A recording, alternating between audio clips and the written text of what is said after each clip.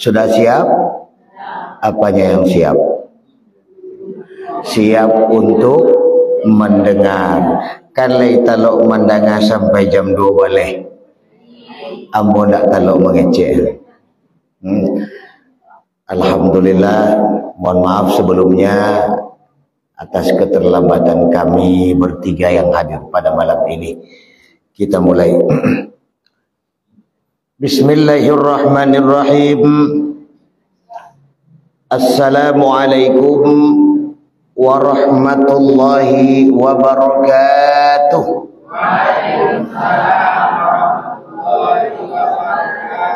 Belum semangat, kita ulang lagi.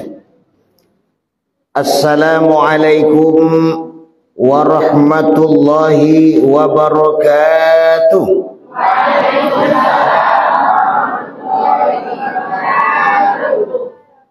Bismillahirrahmanirrahim. Alhamdulillah. Alhamdulillahilladzi ja'alana minan nasihin wa afhamana min ulumil ulama'ir rasikin. Wassalatu wassalamu ala man nasakha adyanal kafarata wassalihin wa ala alihi wa ashabihi alladhina kanu yatamassaku syari'atuhu salihin. Ashhadu an la ilaha illallah wahdahu la syarika lah wa ashhadu anna sayyidana wa nabiyyana Muhammadan abduhu wa rasuluh la nabiyya ba'dah. Allahumma salli wa sallim ala hadzal nabiyil karim Muhammad qatimil anbiya'i wal mursalin Sayyidina wa maulana Muhammadin sayyidil hurril muajjalin wa ala alihi wa ashabihil mujahidin at-tahirin amma ba'du. Ma'asyiral muslimin hadirin wal hadirat, seiman dan keseyakinan, sidang jamaah pengajian dimuliakan oleh Allah Subhanahu wa taala. Pertama, ungkapan rasa syukur kita kepada Allah Tuhan Rabbul Jalil, Allah Subhanahu wa taala, yang telah memberikan kita kesehatan zahir dan Allah berikan kita kesehatan batin. Dengan kesehatan zahir dan batin tersebut, tentunya dari rumah kita masing-masing, dari kediaman kita, dimanapun kita tinggal, jauh dekat perjalanan kita tempuh, kita tinggalkan urusan, kita tinggalkan pekerjaan, kita tinggalkan segala aktivitas, lalu kemudian kita hadir, kemudian kita datang, kemudian kita berkumpul di surau atau musala kita ini. Tujuan kita sama, harapan kita sama, keinginan kita sama. Bagaimana seluruh kegiatan-kegiatan yang kita lakukan, seluruh aktivitas yang kita laksanakan malam ini, apakah itu yang berhubungan dengan ibadah badaniyah, salat, yang berhubungan dengan ibadah qalbiyah, zikir, maupun yang berhubungan dengan ibadah maliyah seperti infak, zakat dan sedekah. Dengan harapan bersama, dengan keinginan bersama, mudah-mudahan seluruh kegiatan kita malam ini benar-benar menjadi salah satu dari amal ibadah yang pada akhirnya seluruh kita, semua kita akan memperoleh jaminan maghfirah atau ampunan kepada kita bersama. Amin ya rabbal alamin. Oleh karena itu, kegiatan-kegiatan yang kita laksanakan ini tentunya sangat penting sekali. Apalagi kita hidup di zaman sekarang ini, kita hidup di abad 21 ini, Kita hidup di dalam keadaan yang serba maju hari ini. Kalau kita tidak punya filter yang baik, tidak dilandasi akidah yang benar, tidak mempunyai kekuatan batin yang mantap, maka tidak mustahil kemudian kita, keluarga kita, anak-anak dan masyarakat kita akan mudah terpengaruh, akan mudah terpesona, akan mudah terbawa arus oleh bermacam bentuk modernisasi. Maka dengan pengajian malam ini, tujuan pengajian kita at-tajalli anis sifatil mazmumah wa tahalli bis sifatil mahmudah. Tujuan untuk mengeluarkan bermacam bentuk kotoran-kotoran batin, bermacam bentuk kotoran-kotoran diri yang menjadi zulmah dalam batin kita, menjadi zulmah dalam diri kita, dalam hati kita, yang membuat terdinding kita dengan Allah, yang membuat terhijab dengan Allah. Maka dengan pengajian mampu kita isi hal-hal yang mahmudah, yang pada akhirnya kita akan memperoleh ilaihi antal maqsudi wa ridhaka matlubi. Hanya Allah yang kita maksud, keridaan Allah pula yang kita cari. Allah maj'al qalbi musafiran ilaika hatta ajida ridhaka matlubi. Ya Allah, jadikan hatiku berjalan kepadamu ya Allah, sehingga aku akan memperoleh keridaan Allah yang kita cari. Oleh karena itu, tujuan pengajian untuk pengisian batniyah kita, untuk pengisian rohaniyah kita. Karena di dalam tubuh kita yang zahir tersimpan tubuh kita yang batin. Hidup tubuh yang zahir karena hidupnya tubuh yang batin. Bergerak tubuh kita yang zahir karena bergeraknya tubuh kita yang batin. Berkehendak tubuh kita yang zahir disebabkan berkehendaknya tubuh kita yang batin. Sebab itulah ibu dan bapak, kita tidak hanya sekedarkan memberikan bermacam kebutuhan zahir, memberikan keperluan zahir, memberikan keinginan zahir, memberikan kemauan-kemauan zahir, dan bermacam bentuk vitamin dan makanan zahir. Tapi kadang-kadang kemudian kita lengah, kita lupa, kita lalai dengan bermacam bentuk kebutuhan-kebutuhan batin. Kalau cuma zahir kita saja yang sehat, cuma zahir kita saja yang kuat, zahir kita saja yang bagus, zahir kita saja yang mantap, tapi batin kurang kita perhatikan, batin tidak kita berikan kebutuhannya, batin tidak kita berikan makanan-makanan dan vitaminnya, maka tentunya batin kita akan lemah, batin kita akan sakit, maka bisa terjadi kemudian batin akan mati. Kalau sudah mati, lahum qulubun la yafqahuna biha, layado hati, tapi hatinya tidak mengarah. Disuruh nanelo indak muh, disuruh kasurau ndak katuju, disuruh mendengar ceramah sami'na wa makuna. Aku dengar tapi sambil maku. Sami'na wa ngantuk-ngantukna. Aku dengar tapi sambil ngantuk-ngantuk. Kenapa? Batin kita bermasalah. Kalau batin sudah bermasalah, tidak ada harapan hidup, Bu. Tidak ada gunanya kita hidup, tidak ada manfaatnya lama kita hidup. Kenapa? Akan bermasalah seterusnya. Dimapun kita tinggal, baapun keadaan awak, basobok jo siapun di antara awak, akan selalu berhadapan dengan masalah-masalah dikarenakan batin kita bermasalah. Maka dengan pengajian kita malam ini, tujuan untuk memperbaiki batin, sebagaimana ungkapan Imam Qusairi di dalam kitabnya Risalah Qusairiyah, man zayyana zahirahu bil mujahadah hassanallahu sarairahu bil musyahadah. Barang siapa menghiasi zahirnya dengan mujahadah, Allah bersumpah akan memperbaiki batinnya dengan musyahadah. Alhamdulillah. Saudara-saudara hadirin kaum muslimin dimuliakan oleh Allah Subhanahu wa taala.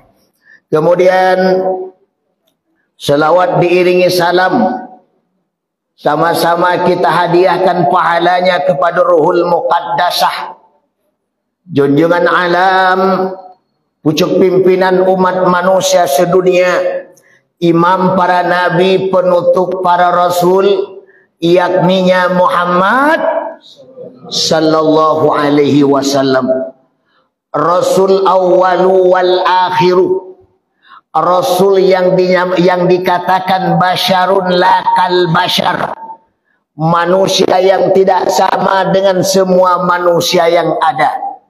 Kenapa? Karena beliaulah satu-satunya nabi, beliaulah satu-satunya rasul yang sanggup berkata, yang sanggup menyatakan sikap, yang berani memproklamirkan diri dengan satu ucapan dan ungkapan, wa ana khatamun nabiyina, akulah nabi penutup, akulah nabi terakhir, akulah nabi penghabisan, la nabiyya ba'di, tidak ada lagi nabi lahir ke dunia ini setelah aku, dan tidak ada lagi rasul lahir ke dunia ini setelah Muhammad sallallahu alaihi wasallam. Sebab itulah dimanapun nanti kita tinggal, bertemu dengan siapapun nanti di antara awak, walaupun bentuknya meyakinkan kita, barangkali sorbannya besar, mungkin boleh jadi jubahnya nyeser sampai ke tanah, atau jenggotnya panjang sampai ke pusek, atau Al-Quran yang 30 juz ini dia hafal di luar kepala, tidak dalam kepala apa, tapi di luar kepala. Atau setiap berbicara bitakallam bil lughatil arabiyyah, dia akan berbicara dengan kalimat Arabiah. Dia datang ke tengah-tengah kita, dia masuk ke daerah kita, dia datang ke rumah-rumah kita, dia berkata dialah nabi terakhir. Maka seluruh kita, semua kita wajib untuk tidak percaya. Wajib, bukan sunat, wajib. Wajib untuk tidak percaya. Kalau percaya berdosa, kalau tidak percaya dapat pahala. Takah tu mana wajib untuk tidak percaya. Kenapa tidak percaya? Kata Rasulullah dalam sebuah hadisnya, ya'ti, akan datang suatu masa, di tengah-tengah umat, kepada umat, bahkan seluruh umat, 30 orang seluruhnya berkata, dialah nabi terakhir, dialah nabi penghabisan, dialah nabi penutup. Padahal kata Rasul, wa ana khatamun nabiyina, akulah nabi penutup, akulah nabi terakhir, akulah nabi penghabisan. Fasyar'uhu la yunsabiqu ila akhir zaman. Syariatnya, tuntunannya, ajarannya, agamanya, Islam yang malam ini kita yakini sebagai agama kita, tidak boleh kita nasik-nasikkan, tidak boleh kita tukar-tukar, tidak boleh kita ganti-ganti dengan bermacam agama yang ada di dunia ini. Walaupun hidup susah, tidak boleh ganti agama. Walaupun pitih sakit, umah kita ketek, gaji kita ngenek, pitih setek, laki ketek, tidak boleh pindah agama. Andai kata di antara kita mau cari agama selain daripada Islam, Allah ancam dalam Al-Quran, maka agamanya tidak akan pernah diterima Allah, dan di akhirat mereka tergolong dalam golongan orang-orang yang rugi. Buat apa kita hidup di dunia bahagia, kemudian di akhirat kita nanti menderita? Buat apa kita kaya di dunia, tapi di akhirat kita miskin? Buat apa kita bahagia di dunia, senang di dunia, tentram di dunia, tapi di akhirat nanti kita menderita. Menderitanya di dunia masih adonan menolong, menderitanya di dunia masih ada yang membantu, menderitanya di dunia masih ada orang yang menyelamatkan. Tapi menderitanya kita di akhirat, sengsaranya kita di akhirat, susahnya kita di akhirat, payahnya kita di akhirat, satu pun tak akan mampu membantu kita. Betul? Betul? Walaupun ibu lah berjanji jo laki setia hidup semati di bawah tonggak lampu, lah berjanji-janji jo laki di bawah tonggak lampu, itu laki tak akan bisa bantu kita di akhirat. Betul? Betul? Begitu juga sebaliknya kita, walaupun kami lah berjanji jawab setia hidup semati, maka di akhirat nanti juga kita tak akan mampu menyelamatkan kami. Siapa yang mampu menyelamatkan kita? Sebagai teman yang terbaik, sebagai teman yang setia, sebagai teman yang dekat, sebagai teman yang sangat luar biasa. Kata orang Payakumbuh, the best friend, teman yang terbaik. Siapa teman yang terbaik itu? Ibadah badaniyah, ibadah qalbiyah, ibadah maliyah. Itulah yang Allah gambarkan dalam Al-Kahfi ayat 110.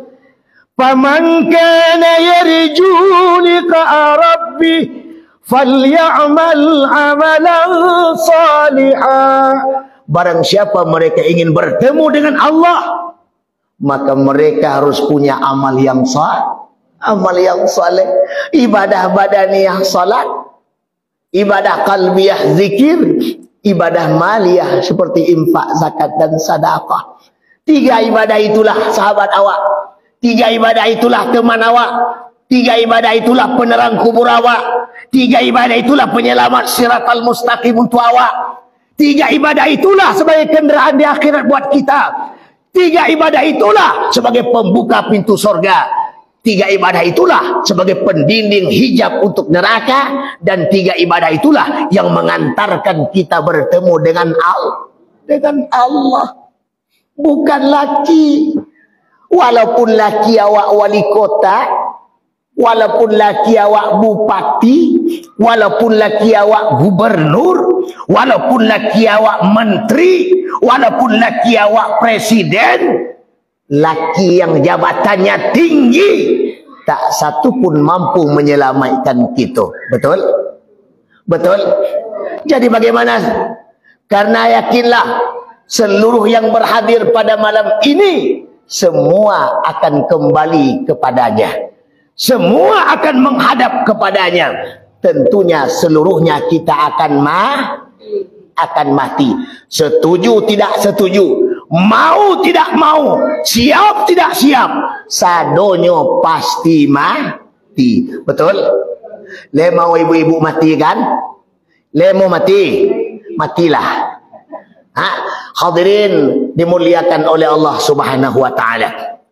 Kemudian penghormatan saya kepada angku-angku nenek mama alim ulama, jadi pandai pemuka masyarakat, seluruh para bunda kandung ibu-ibu, seluruh para pemuda pemudi, santriwan santriwati, pelajar putra atau putri, semua para orang semando kita nan hadir, semuanya yang berhadir yang tak mau sebut satu persatu, dipastikan semuanya dimuliakan dan dirahmati oleh Allah Subhanahu wa taala. Saya malam ini begitu terkejut. Kenapa saya terkejut ibu dan bapak? Ternyata malam ini saya berceramah di tempat seorang ulama yang sangat luar biasa waktu itu. Ulama yang sangat masyhur waktu itu. Bahkan ketika ambo masih berpendidikan di Pondok Pesantren Darussalam Labuan Haji Aceh Selatan, Pondok Pesantren Syekh Abdullah Wali, yang anak beliau Amran Wali, Mawardi Wali, Abu Nasir Wali, Profesor Dr. Muhyiddin Wali, Jamaluddin Wali dan lain sebagainya. Waktu itu tentang beliau ini telah banyak diceritakan di pondok pesantren waktu itu, yaitu Syekh Haji Mukhtar yang selalu disebut Angku Lakung. Malam ini sebelum abah mulai, Kita kirimkan Al-Fatihah sama-sama kepada beliau. Mudah-mudahan ilmu yang pernah beliau ajarkan kepada kita bersama mendapat keberkahan kepada kita dan pahala kepada beliau. Ila hadratin Nabil Mustafa wal Habibil Murtada Muhammad sallallahu alaihi wasallam wa ala alihi wa ashabihi wa dhurriyyatihi wa ahli baiti ajma'in, summa ila ruhi syekhina wal mursyidina Syekhi Muhammad Wali Al-Khalidi, wa ila Syekhi Abdul Qadir Al-Jilani, wa ila Syekhi Syekh Junaid Al-Baghdadi, wa ila Syekhi Haji Muhtaram kulakum Syekh lillahi lahu Al-Fatihah. Na'udzubillahi minasyaitonir bismillahirrahmanirrahim. Alhamdulillahil alamin arrahmanir rahim maliki yaumiddin. Iyyaka na'budu wa iyyaka nasta'in ihdinas siratal mustaqim siratal ladzina an'amta 'alaihim ghairil maghdubi 'alaihim waladdallin. Amin. Ibu dan bapak yang dimuliakan oleh Allah Subhanahu wa taala. Berubah suara. Nah, lanjut. Saya di awal telah kita ketahui berkemungkinan ketika namu ambo dipajang pertama Ustadz Maulana Al-Banjari. Saya bukan orang Sumatera Barat, Bu. Saya masuk ke Sumatera Barat pada tahun 2001. Saya ayah orang Aceh, masih keluarga dari Buya Abdullah Wali, dan ibu saya asli orang Kalimantan Banjarmasin, masih berketurunan dengan Syekh Rishad Al-Banjari. Saya termasuk keturunan yang ke-8 dari Syekh Rishad Al-Banjari. Sebab itulah, andai kata nanti dalam pembicaraan ini seperti bahasa saya mungkin agak kurang pas didengar oleh kita bersama, tentunya saya mohon maaf. Sebagai perkenalan awal, saya tinggal di Kabupaten Padang Pariaman, berpendidikan awal di Aceh, kemudian lanjut ke Tapanuli Selatan Purba Baru, kemudian lanjut lagi ke Gontor, lanjut lagi ke Tasikmalaya, kemudian kuliah pertama di UIJ, Universitas Islam Selemba Jakarta. Kemudian saya lanjut ke Al-Azhar Mesir, dan pada tahun 2001 saya dapat tugas di Pekanbaru. Tidak berapa lama kemudian saya dikirimkan ke Sumatera Barat atas permintaan Bapak Zainal Bakar atau Gubernur Sumatera Barat, dan diserahkan kepada Bupati Padang Pariaman Dr. Andus Haji Muslim Kasim Akadatuk Sinarobasa yang sempat menjadi wakil gubernur. Dan sampai malam ini, sampai saat ini, sampai detik ini, saya masih tinggal di Sumatera Barat dengan alamat tepatnya Nagari Gugu, Kecamatan Kayu Tanam, dengan alamat rumah perbatasan antara Tanah Datar dengan Kabupaten Padang Pariaman, tepatnya di Simpang Malibuanai. Kalau ada ibu-ibu lewat ke Pariaman, berarti akan melewati kita di situ. Saudara hadirin dimuliakan oleh Allah Subhanahu wa taala.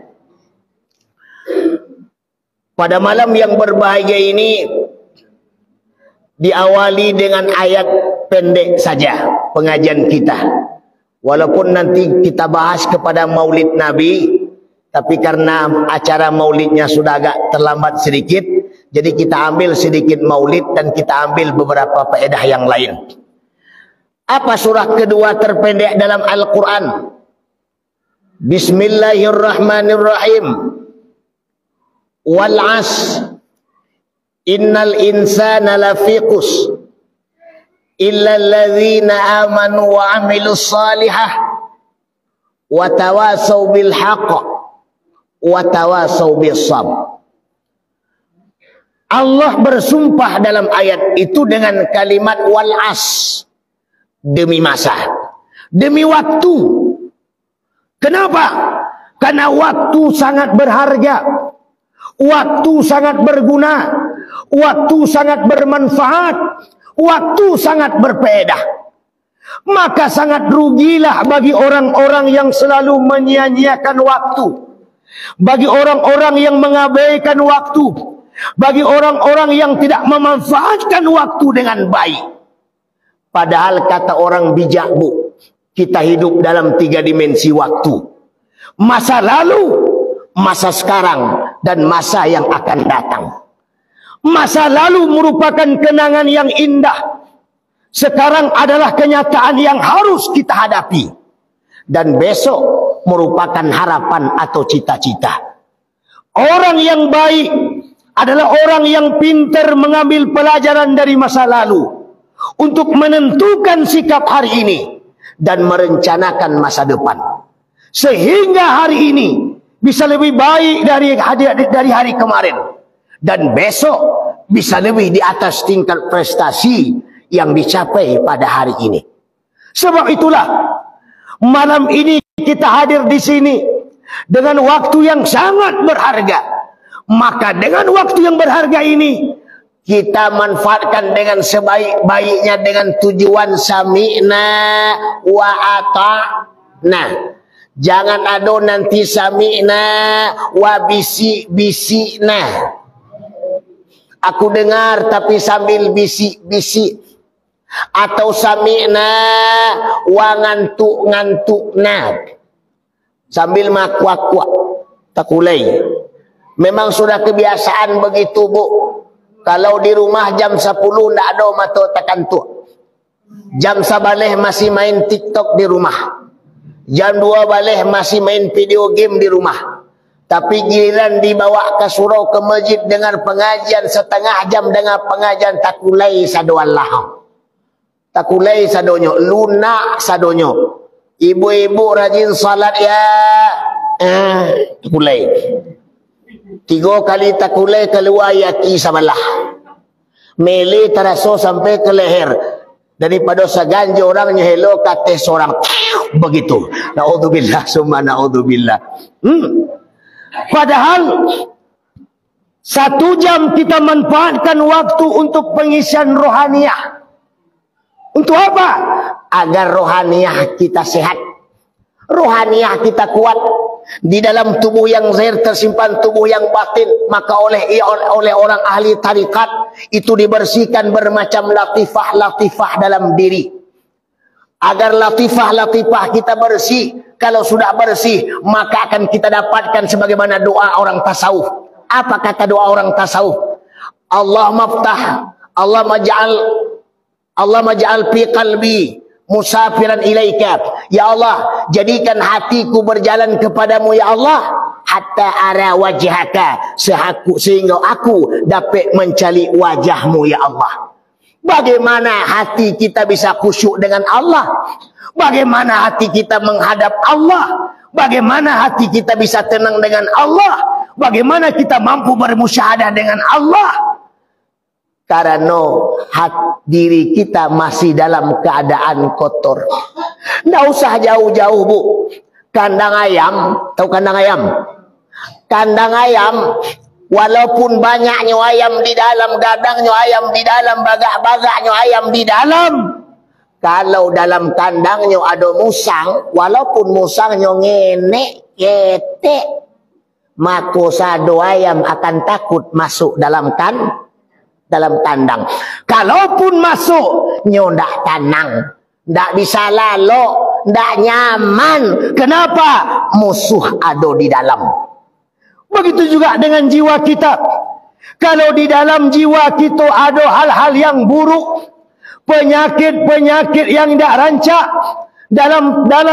dalam kitab Risalah Qusairiyah, Imam Qusairi menjelaskan 17 penyakit batin. Dengki, kianat, tamak, rakus, sarakah, dan lain sebagainya. Dan sifat-sifat itu tidak diajarkan oleh Rasul, bahkan diperintahkan untuk selalu kita bersihkan. Kalau kita peringati maulid malam ini, maka yang pertama yang harus kita bersihkan sifat-sifat tersebut. Bagaimana kita jauh dari sifat tamak, bagaimana kita jauh dari sifat iri, bagaimana kita jauh dari sifat dengki. Apalagi kita hidup dalam masyarakat, penyakit dengki ko paling banyak. Orang kayo, awak heboh. Orang banyak pitih, awak yang resah. Orang bangun rumah, awak ndak lama lalu. Betul? Orang beli kulkas, awak nan dingin seorang menggeretek di rumah. Nan punya kulkas ndak baah, awak yang ndak punya menggeretek. Tetangga sabalah balaki cek le, awak tak kajut mati seorang di sabalah. Kenapa bermasalah aja orang sabalah? Sebab musababnya adalah hati. Kulli syai'in saqala. Setiap sesuatu ada alat pembersih. Maka untuk membersihkan hati, zikir kepada Allah. Ada zikir syariat, ada zikir tarikat, ada zikir hakikat, ada zikir makrifat, ada zikir nafas, ada zikir nyawa, ada zikir rahasia. Sabilul jasad ilallah bi arba'ati asya'. Jalannya tubuh kepada Allah dengan 4 perkara. Yang pertama jalan syariat, jalannya tubuh. Yang kedua jalan tarikat, jalannya hati. Yang ketiga jalan hakikat, jalannya nyawa. Yang keempat jalan makrifat, jalan rahasia. Tinggal menjalankan saja. Kita tinggal menghubungkan saja. Lantas bagaimana? Bagaimana batin kita bisa bersih? Bagaimana jiwa kita bisa tenang? Bagaimana diri kita bisa aman? Sementara kita tidak bertakarub dengan Allah. Padahal inti daripada zikir mengandung di dalamnya 4 makna. Zikir pertama ingat hati akan Allah. Di dalamnya ada tawajuh, mahdo hati akan Allah. Di dalamnya ada musyahadah, memandang hati akan Allah. Di dalamnya ada muraqabah, mendekatkan hati akan Allah. Maka itulah Allah perintahkan dalam Al-Quran. فَإِذَا قَضَيْتُمُ الصَّلَاةَ فَاذْكُرُوا اللَّهَ قِيَامًا وَقُعُودًا وَعَلَى جُنُوبِكُمْ. Apabila kamu selesai mengerjakan salat, fadhkurullah, berzikir kepada Allah. Apa zikir yang mesti kita baca usai salat? Diperintahkan oleh Nabi, diperkuatkan oleh Nabi, dianjurkan oleh Nabi. Man sabbahallahu fi kulli salatin. Barang siapa saja mereka setiap selesai salat, sabbahallah, bertasbih, subhanallah, subhanallah, subhanallah, subhanallah, salasan wa salasina, sebanyak 33 kali. Wa hamidallah, bertahmid, salasan wa salasina, sebanyak 33 kali.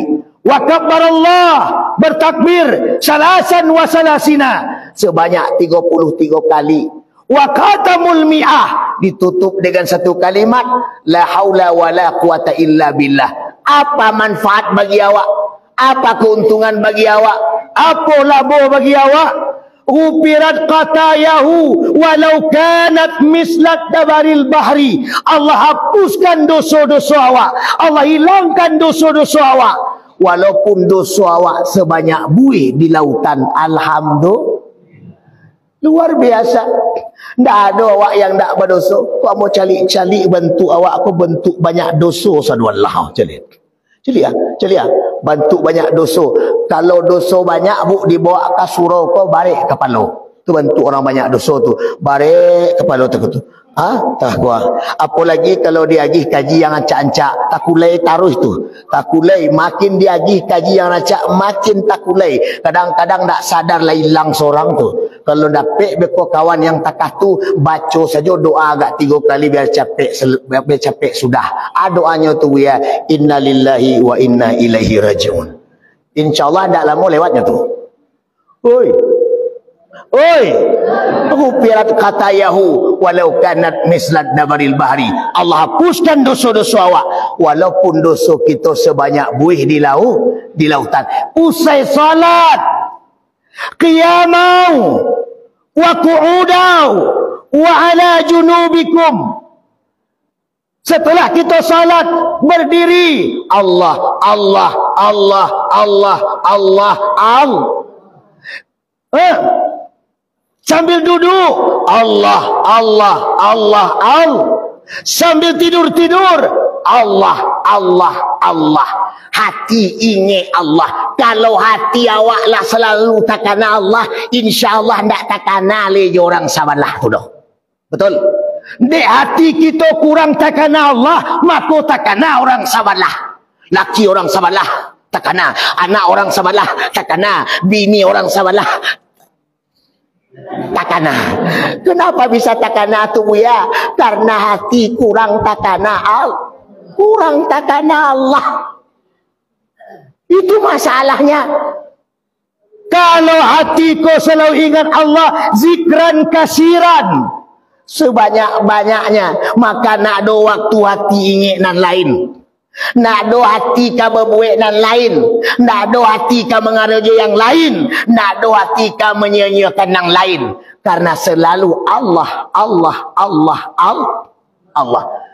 Kalau awaklah Allah, Allah, Allah, Allah, selalu ingin Allah, berkarajo dengan Allah, karajo awak akan disudahkan oleh Allah. Karajo awak akan diselesaikan oleh Allah. Karajo awak akan diberikan oleh Allah hasilnya. Kenapa? Awak sedang berkarajo je Allah. Tak usah jauh-jauh kita lagi contoh. Kalau ibu-ibu karajo je ambo, tak perlu ibu-ibu tanya bara gaji ambo sehari. Pak Ustaz, kalau ambo karajo je buya, bara gaji ambo sehari buya, tak perlu ibu tanya bara sehari. Tugas ibu karajo, barangkit jam sekian masuk karajo, pulang jam sekian usai karajo. Beko sore ambo pasti magi masih gaji. Begitu juga kita dengan Allah. Tak perlu bertanya. Kalau ambo berzikir bahalo di rumah tangga, kalau ambo kesuruh bahalo anak ambo di rumah, kalau ambo acuk dengan ceramah bahalo karajo ambo lu sudah. Kalau kita ragu dengan Allah, berarti kita jauh dengan Allah. Jauh dengan Allah. Laksanakan perintah Allah, maka tak boleh kita ragu-ragu. Alam tarau anna Allah sakhkhara lakum ma fis sama, sakhkhara lakum ma fis samawati wa ma fil ardh, wa asbagha alaikum ni'mahu zahiratan wa batinah. Dalam ayat ko sangat jaleh. Apa kata Allah dalam ayat ini? Kenapa kita tak memperhatikan apa saja yang ada di langit, apa saja yang ada di bumi, bahkan zahir batin, nikmat zahir, nikmat batin, sado Allahnya, Allah serahkan kepada awak. Tak ada kekurangan. Kenapa kita mengeluh? Kenapa kita ragu-ragu? Kenapa kadang-kadang kita sepele? Padahal kita tahu bahawa semua yang kita punya, semuanya milik Allah. Milik Allah. Alhamdulillah. Ayo kau sebenarnya.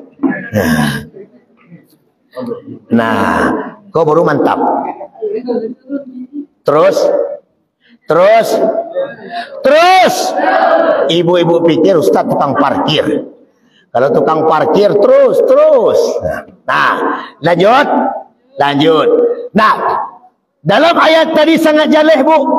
Sadonyo yang ada di langit, sado yang ada di bumi, bahkan nikmat zahir maupun nikmat batin, sadonyo Allah berikan kepada awak. Diperkuat ayat itu dengan Al-Kahfi ayat 7. Apa kata Allah dalam Al-Kahfi? Inna ja'alna ma'alal ardi zinatan laha linabluwahum ayyuhum ahsanu amala. Sesungguhnya kata Allah Subhanahu wa taala, apapun yang ada di langit, apapun yang ada di bumi, Allah berikan kepada kita sebagai zinatan laha, sebagai perhiasan. Kenapa awak tertipu je barang yang perhiasan?